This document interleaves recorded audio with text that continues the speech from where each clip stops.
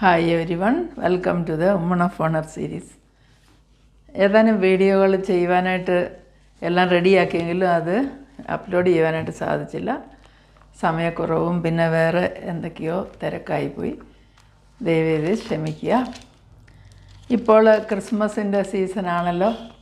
എല്ലാവരും ലോകമെമ്പാടും സന്തോഷത്തിൻ്റെ ദിവസങ്ങളെ എതിരേൽക്കുവാനായിട്ട് കാത്തിരിക്കുന്ന ഈ ദിവസങ്ങളിൽ നിങ്ങൾക്കെല്ലാവർക്കും ക്രിസ്മസിൻ്റേതായ എല്ലാ ആശംസകളും നേരുവാനായിട്ടാണ് ഞാൻ ഈ വീഡിയോ അപ്ലോഡ് ചെയ്യുവാനായിട്ട് ആഗ്രഹിക്കുന്നത്.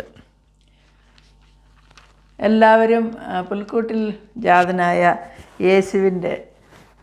യേശുക്രിസ്തുവിൻ്റെ ആ ഒരു ജനന പെരുന്നാളിനെ ആഘോഷിക്കുവാനായിട്ടാണ് കാത്തിരിക്കുന്നത്.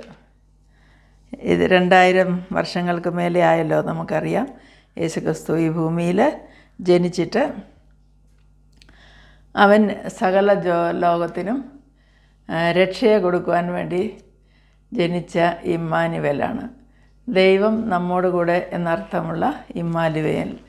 അവന് യേശു എന്ന പേരിടണമെന്ന് ഗബ്രിയേൽ ദൂതൻ പറഞ്ഞത് പ്രകാരമാണ് അവന് യേശു എന്ന് പേരിട്ടത്.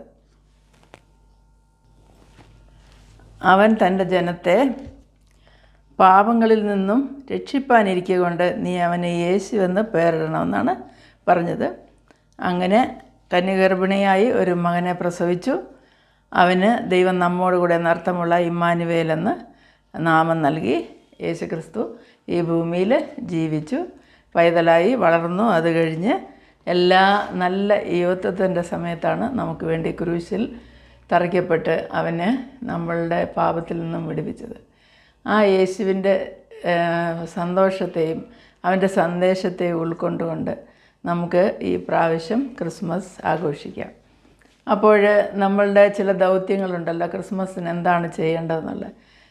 കഷ്ടത്തിലും പ്രയാസത്തിലുമായിരിക്കുന്നവരും അതുപോലെ തന്നെ ക്രിസ്മസ് ആഘോഷങ്ങളില്ലാത്തവരെയും ചേർത്ത് പിടിച്ചുകൊണ്ട് ഒരു നല്ല ക്രിസ്മസ് ആഘോഷിക്കുവാനായിട്ട് നമുക്ക് സാധിക്കണം.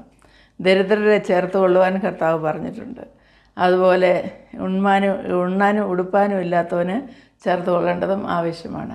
അപ്പോൾ നമുക്ക് ആയിരിക്കുന്ന അവസ്ഥയിൽ നമുക്കുള്ളത് പ്രകാരം നമുക്ക് മറ്റുള്ളവർക്കും ഷെയർ ചെയ്തുകൊണ്ട് നമ്മുടെ കർത്താവിൻ്റെ ജനനത്തിൻ്റെ സന്തോഷത്തെ അറിയിക്കാം.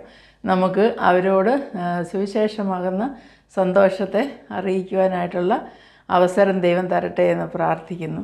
എല്ലാവർക്കും ഒരു ക്രിസ്മസിൻ്റേതായ എല്ലാ മംഗള ആശംസകളും നേരുന്നു. Bye to all.